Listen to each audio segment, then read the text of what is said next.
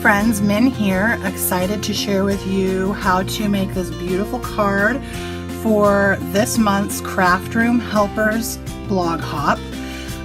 Our theme this month is Mixed Media Mania. So I'm going to be sharing two different projects showing you how to use different types of media to create projects. This is the first card that I'm going to show you. Our amazing sponsor is Create for Less, and so everything that you see on here is something that I got from their store. So let me just quickly show you the different items that I'm going to be using today on this project. I'm going to be using this Paper Art Essentials stencil in the scallop pattern. I'm going to be using the Bow Bunny wall-to-wall texture stamp, the Bow Bunny It Is Written stamp set, the Tim Holtz Wildflower stamp set, and then the last stamp set that I'm going to be using is the Avriel Magnolia stamp set. I'm going to be using a sentiment, as you can see from that set for this card. And then various tools, inks, embellishments, adhesives, everything that you need to know or need to buy to make this card is linked down below, okay? So you'll be able to see that. So let's go ahead and get started. The first thing that I'm going to do is I'm going to start with my main focal panel. And so I've used some Paper Arts natural cardstock, and I'm going to grab this so that I can save my stamping pad. And I'm going to take a Tim Holtz blender. I like the circular blenders, I feel like they blend better. And some Colorbox Stephanie Bernard Artichoke ink. And I'm going to start by getting that really inked up, and then in a circular motion, starting off the pad or off the paper so that it's not too pigmented. I'm going to ink up the bottom part with green, and I'm going to keep going until I like the way that that looks. I'm kind of liking these darker edges down there. I like the circular ones, these circular blenders, because I feel like it's easier to blend with. So I've got that, and now I'm going to do my center color, which is Colorbox Stephanie Bernard Banana ink. So I'm going to take that, same thing, but down the center, kind of start off and then go down, start off, go up, and kind of blend it in the middle there. I like having a lighter color in the middle because I kind of feel like it gives it like this feeling that the sun is just rising. Just a little bit more in the center there. A bit more right in here. So I've got my artichoke, I've got my banana, and then the last color that I'm going to use up top here, which I know it's sideways, it will eventually go like this. Up top here is Colorbox by Stephanie Bernard Sky. So I'm going to take my new blending. And I love Create for Less because you can buy not only the tool but the replacements. So I was able to buy or get some of these replacements for the blending tool. Blend in some sky. And this is turning out way more pigmented than my other card, but I'm kind of liking it.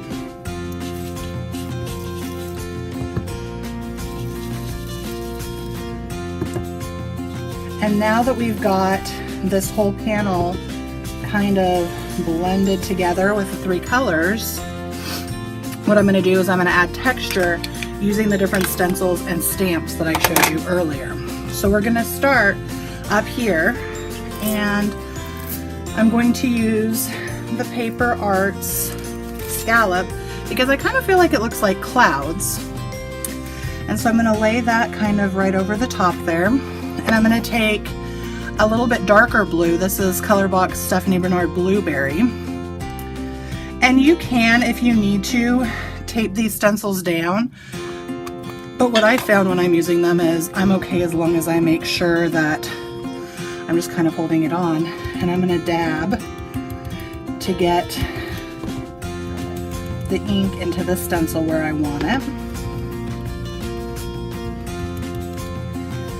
and then carefully pull off. And there you can see how I've created a sky cloudy looking feeling.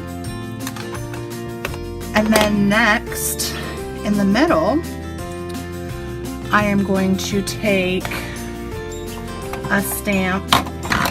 It's a word stamp from the Bo Bunny It Is Written set, this stamp right here. And I'm going to take that banana ink again, and I'm just going to ink the top of it because I don't want it to get down into the green. And I'm just going to stamp right across there so you can see subtle texture with the words.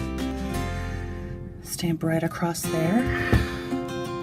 Hopefully you can see it. Come a little bit closer. Do you see the words? So it's just nice subtle texture. And then for down here, which I'm considering my grassy area, I am going to use this pebbly stamp from the Bo Bunny Wall to Wall Textures. And I'm going to use Color Box by Stephanie Bernard's Spearmint ink, so it's a little bit darker green. And I'm going to ink that up and stamp that down here along the bottom.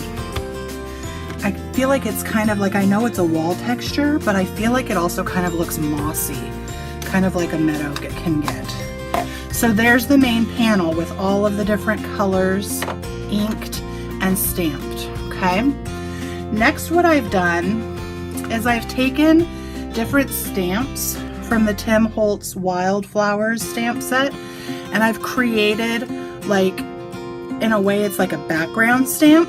And what I'm gonna do is I'm gonna ink it up with a Versamark, and then I'm gonna heat emboss it with this Nuvo embossing powder, and the color is Glitter Noir. So you can see that there's like glitter and stuff in there. I love these Nuvo embossing powders. And even though this cardstock that I'm using is textured, as you can see on my original card, I mean, it embossed very nicely and it hasn't fallen off or anything. I made this card about a month ago, so I love the quality of this embossing powder.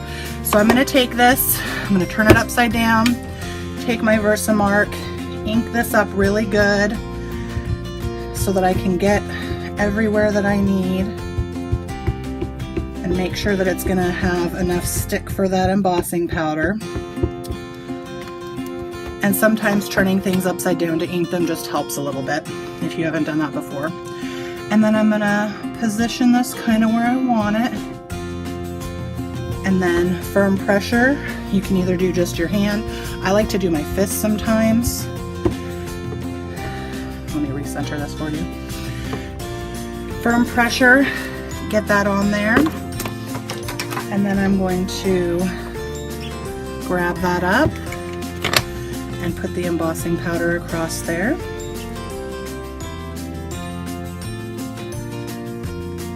Hoping that the ink's not too wet. I don't think it will be. Tap that off. So there it is before it's embossed. And now I'm going to take my embossing gun. Pardon the noise while this embosses. And I'm also going to turn this over and heat up the back side. And the main reason I do that is so that this is not as warped. And so now I've got my beautifully sparkly embossed flowers on there, my Meadow. And next what I did was I stamped my sentiment onto vellum using StazOn ink. StazOn ink is a great ink for any type of surface. So I'm going to take my piece of vellum that I have ready, lay it right here, grab my Congratulations sentiment from the Avery L. Magnolia set, and I'm going to, I'm going to do the same thing where I do it backwards because the StazOn ink is a little bit sticky. And sometimes you need to hold on to the stamp platform or wood block, whatever you're using. So I'm going to get that really good and inked. And I'm going to stamp this right on here. pressure. And then something that I also like to do, because it's gonna stick, is I like to hold it like this, and I like to turn it upside down and rub my finger over it to make sure that it's really gotten that image, that sentiment onto my vellum, and then carefully lift. And there you can see that it's a nice bold black instead of having a lot of spots. I feel like sometimes you can. I see a couple little spots. I could have done a little bit better, but it's better than if you didn't do that. So now what I'm going to do is I'm going to set this kind of aside. I'm going to set this a little bit aside, and I'm going to take some of that textured black paper. Let me grab this back so you can see, from the Paper Arts Neutrals pack, and I'm going to mat this Meadow onto there using my Tombow Mono Dots adhesive roller, which I absolutely love. The dots, I don't know why I originally started out not using dots. I would use just the regular strip, but for some reason I feel like the dots is better. It doesn't get as caught up or anything like that. So I'm going to adhere that to my panel here. And then I'm going to take my congratulations and I'm going to put it kind of where I want it. And I'm just going to add adhesive to this back part so that you don't see any of the adhesive on the front, because sometimes you can see that adhesive through the vellum. So I'm just going to flip this over, add a little bit of adhesive here to the vellum part that's going to go on the back. And obviously it kind of came off, so I'm going to reposition it where I want it, fold that over. And then what I'm going to do is, if you'll notice here, I have some embellishments here, some beautiful rhinestones. So what I did was, to keep this down a little bit, I took this Tombow Aqua Mono Liquid Glue and I just put a teeny tiny line right down here. It's not much at all. And then I kind of held it down, and it looks like I didn't get as much on there as I wanted to. So try again. There we go. And then I'm going to hold it down. And then I'm going to add the embellishments on top of it to hide that little glue right there. Okay? So these are, let me get this out of the way. Sorry about that. These are Doris Bling stickers. They have so many colors and styles at Create for Less. It's amazing, and they are all such good prices. Sorry, this is wanting to pop up, so I'm going to hold it in a little bit longer. But these are the ones that I chose. These are, let's see if we can find it. I don't exactly remember the name, but these are really awesome because they're multifaceted, and then they have that nice kind of Aurora Borealis shine to them. And so what I did was, I took them and I added them from the bottom up to the top, going from largest to smallest. Is kind of what I did, like that. And it just gives that a little extra shine there, and it hides that glue. And then the last final touch that I need for my panel is I need to add my sweet butterfly. So I used this EK Success butterfly punch, and I punched some more paper, some more of that neutral paper in black to create the butterfly. And so I've got my butterfly here. And then if you'll notice, I added some bling to the center of my butterfly because you can never have too much bling. So I'm going to add some little bling to my butterfly real quick. Two of these medium-sized. And then in order to get it to stand up like this, what I did was, after I put the bling on, I kind of fold each side up a little bit like that. And then I add regular glue here, and I added this Scotch mounting foam to the sides for it to stand up a little bit. So I'm just going to take this mono glue Add a little bit of that to the center so that it'll stay down there. And then I'm going to take, I love this scotch because you don't have to cut it, you can just tear it. And it looks like this piece is a little bit big, so I might be able to just use that piece. A little piece here, a little piece here,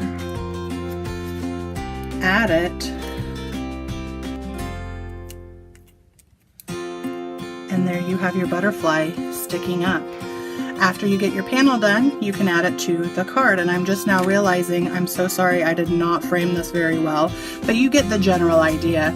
And as you can see, my panel today that I created is a lot more pigmented than the original one that I did. That's part of what I really like these blending tools for. You can make things as light or as dark as you want to, and you can use any sorts of colors.